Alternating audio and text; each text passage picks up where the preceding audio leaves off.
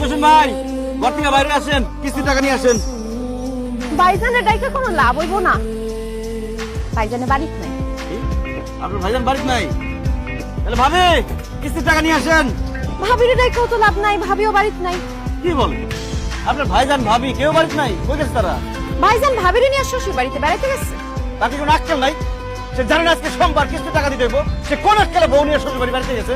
সে কি ভাবছে শ্বশুর বাড়িতে গেলে তার কিস্তির টাকা দিতে হইব না? এত সোজা না। আমি মিজান পয়সা থাকতে কিস্তির টাকা কেউ মাইরা খাইতে পারবো না। শ্বশুর বাড়ি থেকে কিস্তির টাকা আদায় করুন। বলেন তার শ্বশুর বাড়ি কোথায়? তেতুলিয়া। হ্যাঁ, তেতুলিয়া। তেতুলিয়া মানে কোন তেতুলিয়া? কেন, বাংলাদেশের শেষ প্রান্তে তেতুলিয়া। এখন রওনা দিলে আপনার 2 দিন লাগবে যাইতে। তেতুলিয়াকে রওনা দিয়ে কেন? ওরে আল্লাহ রে, আপনার ভাই কি বিয়ে করার জন্য আর জায়গা পেল না? সে বাংলাদেশের শেষ পথে গিয়ে তার বিয়ে করতে হইব। এখন আমি তেতুলিয়া যাবো কিভাবে? এত সময় আর যাওয়ার ভাড়া কোনোটাই তো অফিস আমার দিবে না। আপনার ভাইয়ের জব দিয়ে করতে হইব। সে কেন কিস্তির টাকা না দিয়ে এত দূরে চলে বসে আছে? তার জরিমানা দিতে হইব। সদস্য নাম্বার 405 মাসুম বাসার। মাসুম কাকা, মাসুম কাকা, কিস্তির টাকা নিয়ে আসেন। সরে ডাইকেও লাভ নাই, আব্বা বাড়িতে নাই। কি? আপনার বাবারতে নাই? সে কই গেছে? ডাক্তারের কাছে গেছে, আমার শরীরটা ভালো না। কি জমিদার একজন কিস্তির টাকা না দিয়ে শ্বশুর বাড়িতে বেড়ে গেছে, আরেকজন ডাক্তারের কাছে গেছে। এটা তো লোন দিয়ে আমি একটা বিপদে পড়লাম। কোথায় গেছে সে ডাক্তার দেখাইতে? টেকনাফ। টেকনাফ? ইয়াল্লাহ, বাংলাদেশের আরেক শেষ কথা। আমাদের এলাকায় এত ডাক্তার থাকতে সে টেকনাফ গেছে কেন ডাক্তার দেখাইতে? আমার আব্বার বাতের ব্যারাম তো, এক ডাক্তারে কইছে সমুদ্রের মাছ খেলে ঠিক হয়ে যাবে, ওই লেগে টেকনাফ গেছে। আপনার আব্বা তো বাতের ব্যথা ভালো করার জন্য টেকনাফ গেছে, আমার তো এদিকে প্রেসার হাই হয়ে যেতেছে। আল্লাহ, আমি এখন কিস্তির টাকা কিভাবে উঠাবো, কি করবো, জবাব দিব? পাইছি টাকা শোধ না করে মাছ মাংস খাইতেছে এখানে বসে বসে না? কি করতেছেন আপনি? আরে সিস্টেম মধ্যে হাড়ি বাতি লেগে ঢুকাইতেছেন কেন? ও, বুঝতেছেন না কেন ঢুকাইতেছি? এটি সব বেচছে আপনার বাপের আর ভাইয়ের কিস্তির টাকা পরিশোধ করবে না? মুরগির মাংস রান্না শুরু করছে। আমি এখন চোর চোর করে আপনার গণগুলাই খাবো। হ্যাঁ, চোর চোর করে ডাকেন, যা খুশি তাই করেন। আমি দরকার হলে গরু ধরে খাবো, জীবন দিয়ে দিব, তো কিস্তির টাকা মুঠায় ছাড়ুন। চোর চোর কে কোথায় আছেন? চোর আমগো বাড়িতে চোর আইছে। তাড়াতাড়ি আহেন, চোর আইছে, চোর ধরেন, চোর ধরেন।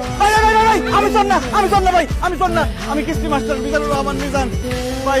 ওনার বাপ আর ভাই কিস্তির টাকা দেয় না তো, এই জন্য ওনাদের হাড়ি পাতিল কাপড় চোপড় দিয়ে যাইতেছি, এগুলো বেচা টাকা শোধ করুন। সেগুলো নিব না, আমি রেখে দিচ্ছি ভাই। আপনার বাপের আর বাইরে তো পাইলাম না। আপনার দুলাভাই বাড়িতে আছে? আছে আছে। ঠিক আছে, আর আপনার বাপের আর বাইরে আমি দেখতেছি। এত সোজা না, কিস্তির টাকা মাইরা খাওয়ান।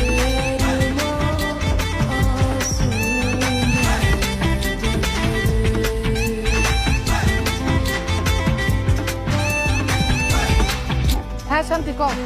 হ্যালো আপা, তোমার বাড়িতে কিস্তি সারাইতাছে। কি কস, কিস্তি সারাইতাছে? তুই ফোন না। এই কই আছো? কিস্তি সারাইতাছে। এই শুনছো, কিস্তি সারাইতাছে। এই আরে কই গেছে বাড়াই?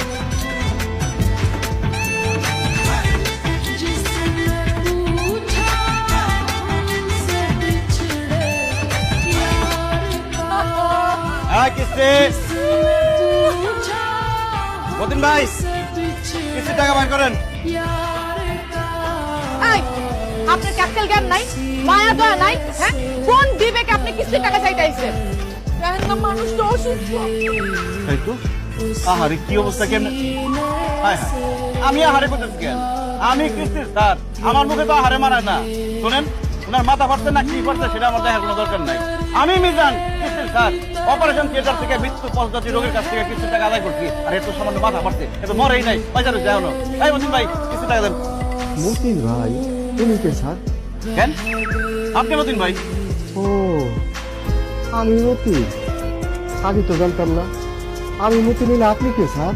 আরে আমি মিজানুর রহমান মিজান, কিস্তির স্যার, শেফালি ব্যাংকের। কিস্তি? এটা আবার কি স্যার? খাই না মাথায় দেয়।